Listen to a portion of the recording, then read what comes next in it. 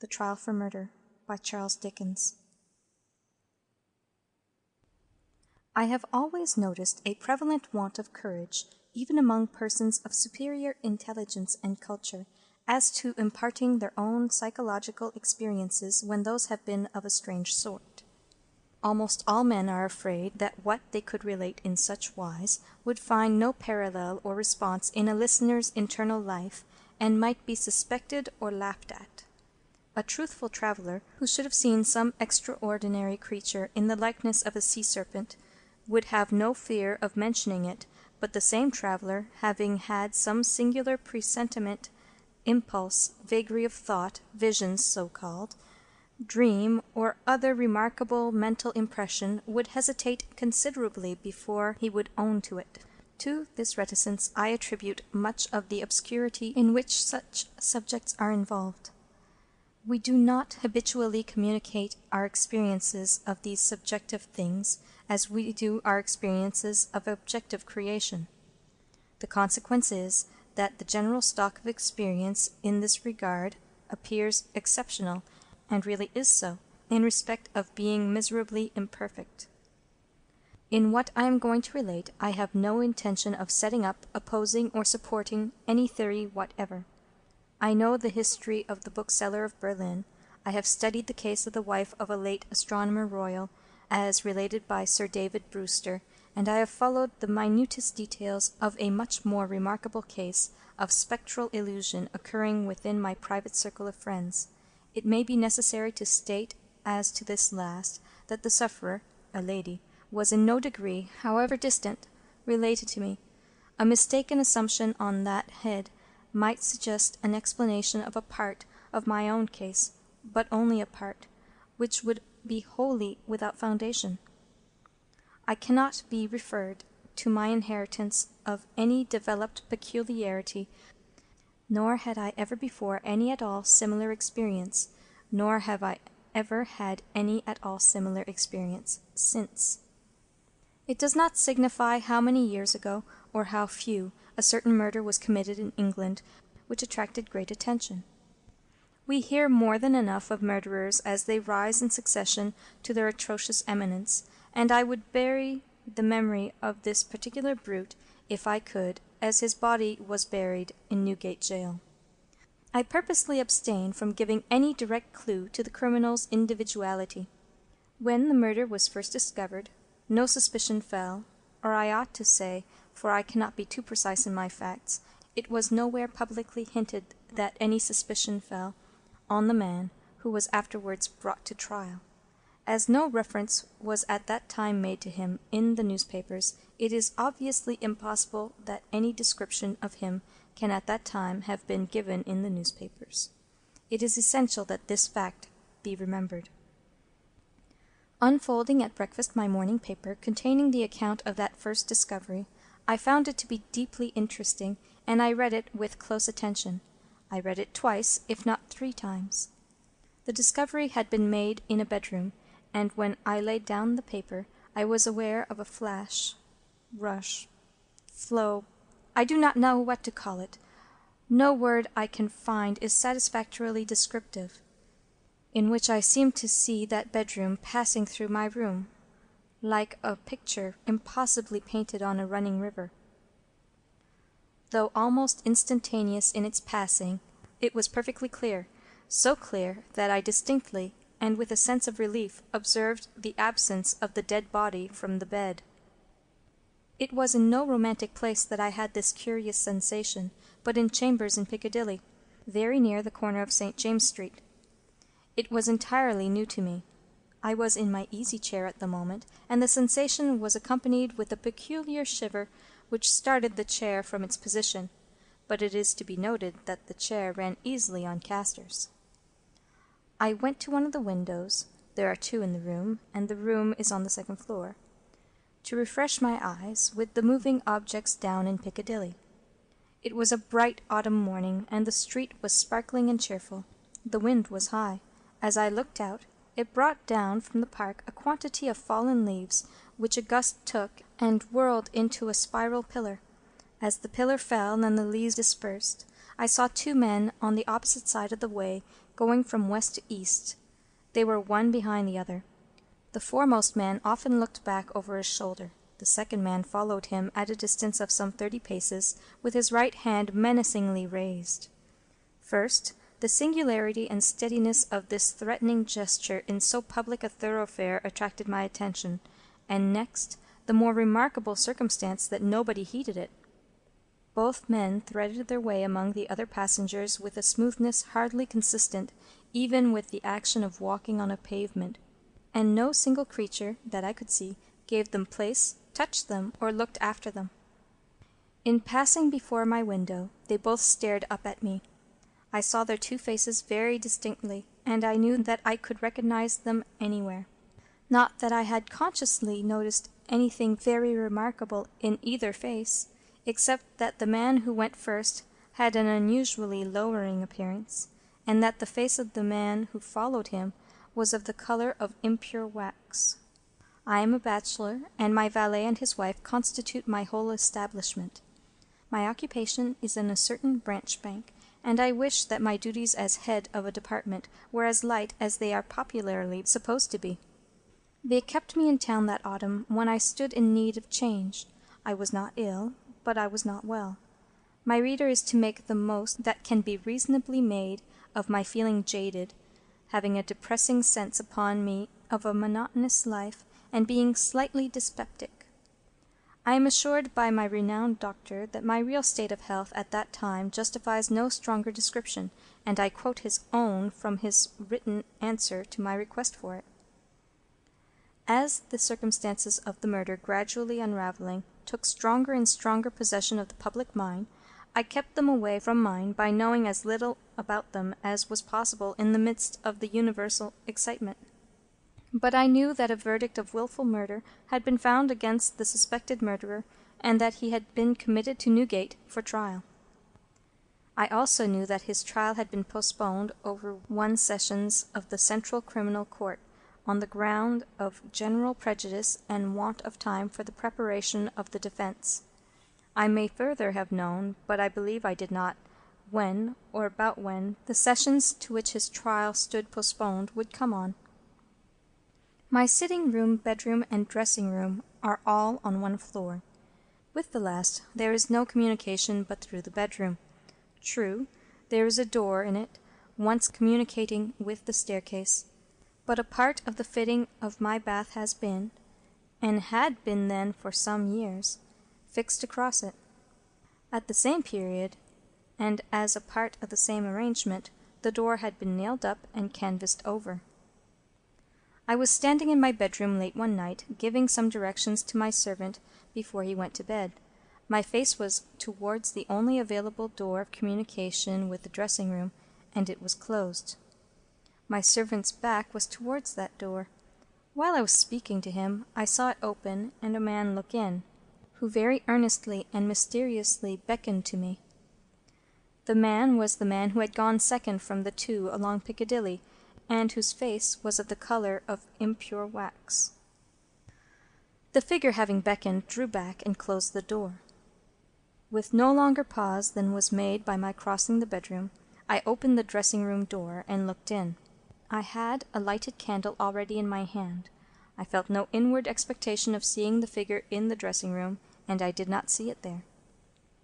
Conscious that my servant stood amazed, I turned round to him and said, "Derrick, could you believe that in my cool senses I fancied I saw a—" As I there laid my hand upon his breast, with a sudden start he trembled violently and said, "Oh Lord, yes, sir, a dead man beckoning."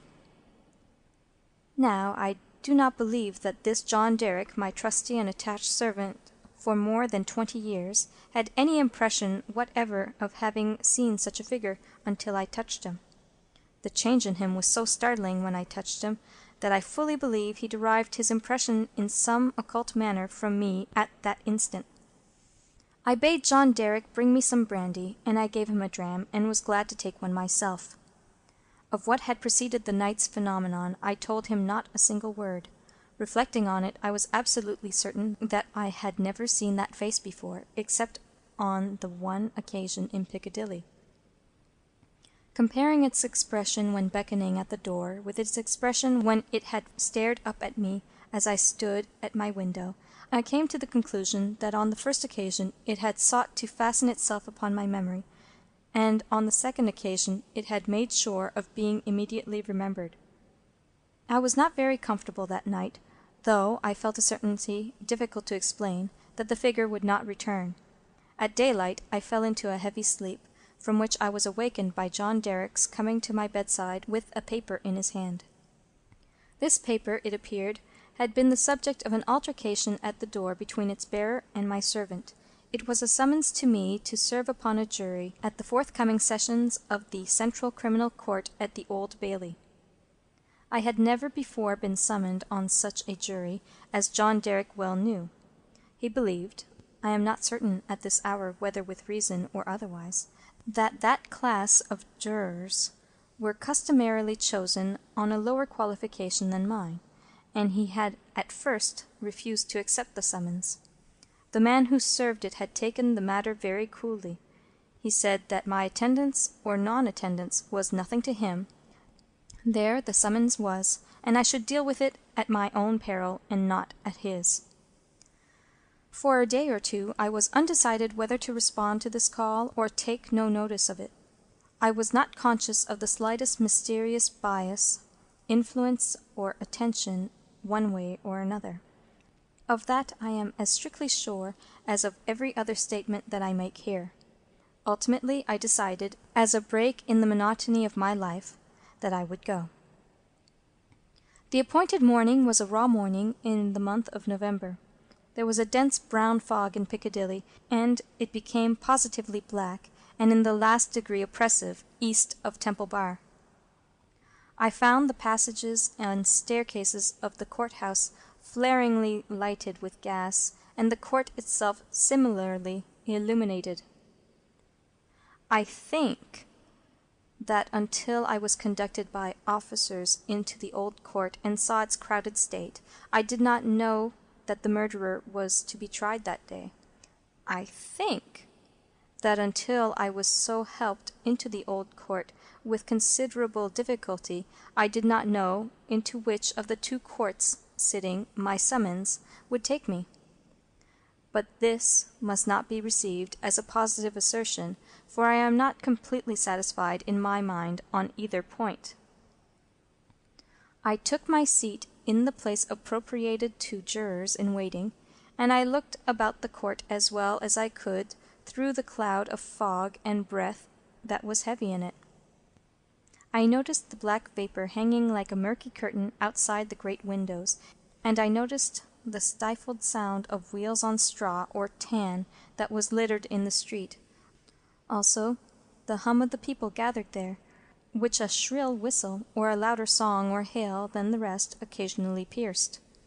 Soon afterwards the judges, 2 in number, entered and took their seats.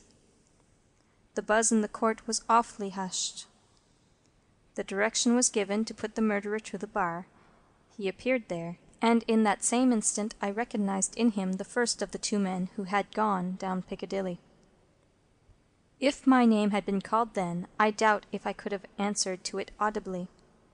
But it was called about 6th or 8th in the panel, and I was by that time able to say, "Here."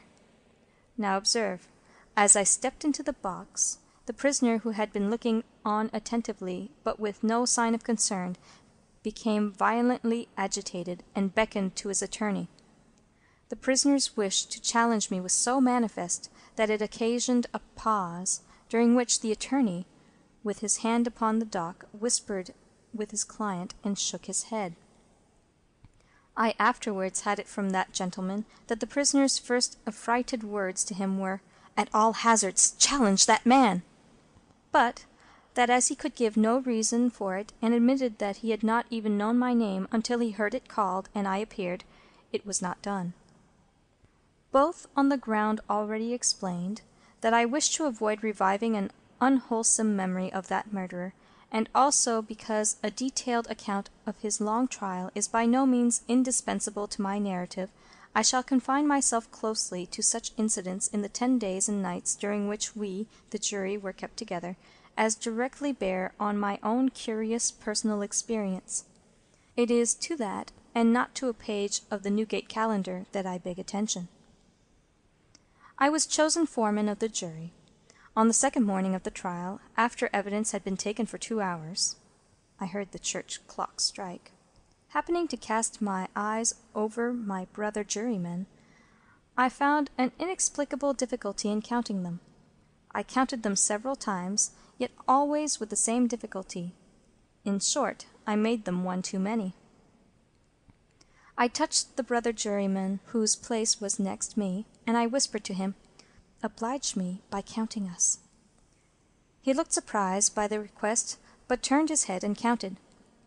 "Why," says he suddenly, "we are but no, that is not possible. No, we are 12.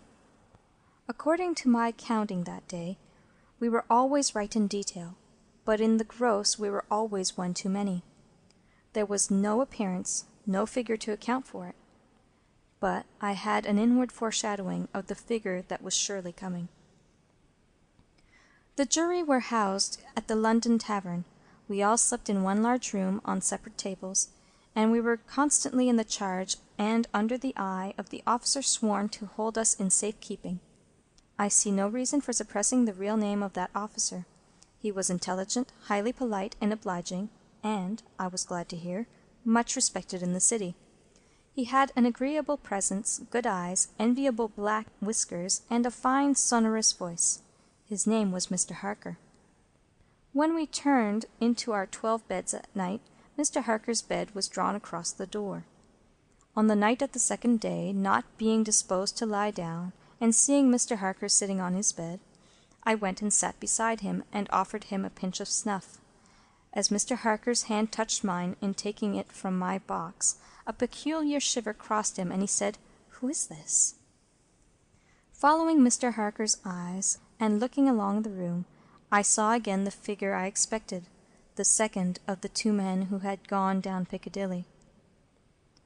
I rose and advanced a few steps, then stopped and looked round at Mr. Harker.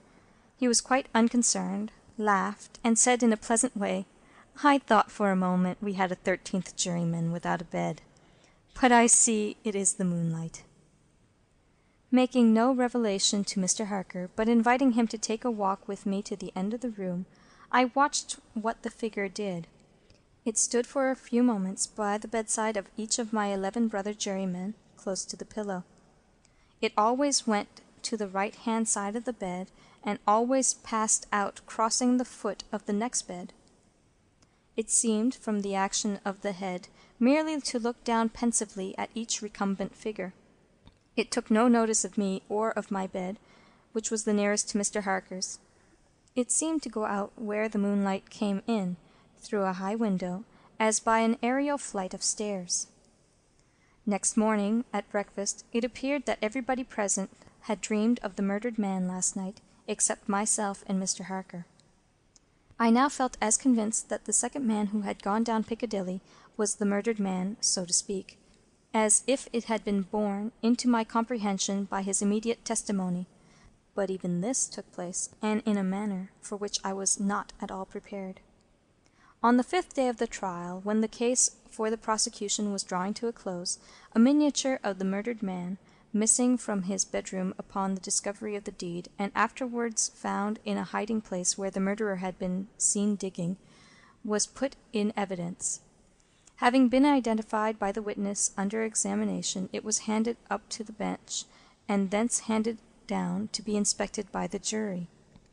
As an officer in a black gown was making his way with it across to me, the figure of the second man, who had gone down Piccadilly, impetuously stared from the crowd, caught the miniature from the officer, and gave it to me in his own hands, at the same time saying in a low and hollow tone, before I saw the miniature, which was in a locket, "I was younger then, and my face was not then drained of blood." It also came between me and the brother juryman to whom I would have given the miniature, and between him and the brother juryman to whom he would have given it, and so it passed on through the whole of our number, and back into my possession. Not one of them, however, detected this. At table, and generally when we were shut up together in Mr. Harker's custody, we had from the first naturally discussed the day's proceedings a good deal. On that 5th day, the case for the prosecution being closed, and we having that side of the question in a completed shape before us, our discussion was more animated and serious. Among our number was a vestryman, the densest idiot I've ever seen at large, who met the plainest evidence with the most preposterous objections, and who was sided with by 2 flabby parochial parasites, all 3 impanelled from a district so delivered over to fever that they ought to have been upon their own trial for 500 murders. When these mischievous blockheads were at their loudest, which was towards midnight, while some of us were already preparing for bed, I again saw the murdered man. He stood grimly behind them, beckoning to me. On my going towards them and striking into the conversation, he immediately retired. This was the beginning of a separate series of appearances, confined to that long room in which we were confined. Whenever a knot of my brother jurymen laid their heads together, I saw the head of the murdered man among theirs. Whenever their comparison of notes was going against him, he would solemnly and irresistibly beckon to me. It will be borne in mind that down to the production of the miniature on the 5th day of the trial I had never seen the appearance in court. 3 changes occurred now as we entered on the case for the defence. 2 of them I will mention together first. The figure was now in court continually, and it never there addressed itself to me, but always to the person who was speaking at the time. For instance, the throat of the murdered man had been cut straight across. In the opening speech for the defence it was suggested that the deceased might have cut his own throat. At that very moment the figure, with its throat in the dreadful condition referred to, this it had concealed before, stood at the speaker's elbow, motioning across its windpipe, now with the right hand, now with the left, vigorously suggesting to the speaker himself the impossibility of such a wound having been self-inflicted by either hand. For another instance, a witness to character, a woman, deposed to the prisoner's being the most amiable of mankind. The figure at that instant stood on the floor before her, looking her full in the face and pointing out the prisoner's evil countenance with an extended arm and an outstretched finger. The 3rd change now to be added impressed me strongly, as the most marked and striking of all. I do not theorize upon it. I accurately state it, and there leave it. Although the appearance was not itself perceived by those whom it addressed, its coming close to such persons was invariably attended by some trepidation or disturbance on their part. It seemed to me as if it were prevented by laws to which I was not amenable from fully revealing itself to others, and yet as if it could invisibly, dumbly, and darkly overshadow their minds. When the leading counsel for the defence suggested that hypothesis of suicide, and the figure stood at the learned gentleman's elbow frightfully sawing at its severed throat, it is undeniable that the counsel faltered in his speech, lost for a few seconds the thread of his ingenious discourse, wiped his forehead with his handkerchief, and turned extremely pale. When the witness to the character was confronted by the appearance, her eyes most certainly did follow the direction of its pointed finger, and rest with great hesitation and trouble upon the prisoner's face. 2 additional illustrations will suffice. On the 8th day of the trial, after the pause which was every day made early in the afternoon for a few minutes' rest and refreshment, I came back into court with the rest of the jury some little time before the return of the judges. Standing up in the box and looking about me, I thought the figure was not there, until, chancing to raise my eyes to the gallery, I saw it bending forward and leaning over a very decent woman, as if to assure itself whether the judges had resumed their seats or not. Immediately afterwards the woman screamed, fainted, and was carried out. So with the venerable, sagacious, and patient judge who conducted the trial. When the case was over, and he settled himself and his papers to sum up, The murdered man, entering by the judge's door, advanced to his lordship's desk and looked eagerly over his shoulder at the pages of his notes which he was turning. A change came over his lordship's face. His hand stopped. The peculiar shiver that I knew so well passed over him. He faltered, "Excuse me, gentlemen, for a few minutes. I am somewhat oppressed by the vitiated air," and did not recover until he had drunk a glass of water.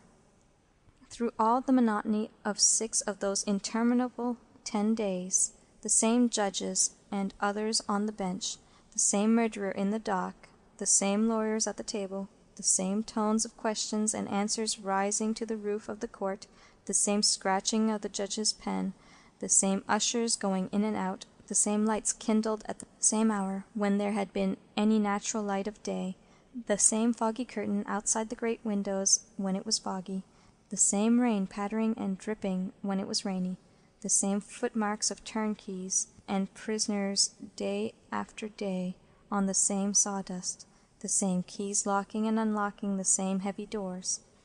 Through all the wearisome monotony, which made me feel as if I had been foreman of the jury for a vast period of time, and Piccadilly had flourished coevally with Babylon, the murdered man never lost one trace of his distinctness in my eyes. Nor was he at any moment less distinct than anybody else. I must not omit, as a matter of fact, that I never once saw the appearance, which I call by the name of the murdered man, look at the murderer. Again and again I wondered, why does he not? But he never did. Nor did he look at me after the production of the miniature, until the last closing minutes of the trial arrived. We retired to consider at 7 minutes before 10 at night. The idiomatic vestryman and his 2 parochial parasites gave us so much trouble that we twice returned into court to beg to have certain extracts from the judge's notes reread. 9 of us had not the smallest doubt about those passages. Neither, I believe, had any one in the court. The dunder-headed triumvirate, having no idea but obstruction, disputed them for that very reason. At length we prevailed, and finally the jury returned into court at 10 minutes past 12. The murdered man at that time stood directly opposite the jury box, on the other side of the court. As I took my place, his eyes rested on me with great attention. He seemed satisfied, and slowly shook a great grey veil, which he carried on his arm for the first time, over his head and whole form. As I gave in our verdict, guilty, the veil collapsed, all was gone, and his place was empty. The murderer, being asked by the judge, according to usage, whether he had anything to say before sentence of death should be passed upon him, indistinctly muttered something which was described in the leading newspapers the following day as a few rambling, incoherent, and half-audible words, in which he was understood to complain that he had not had a fair trial, because the foreman of the jury was prepossessed against him. The remarkable declaration that he really made was this: "My lord, I knew I was a doomed man, when the foreman of my jury came into the box. My lord, I knew he would never let me off, because, before I was taken, he somehow got to my bedside in the night, woke me, and put a rope round my neck." End of The Trial for Murder by Charles Dickens.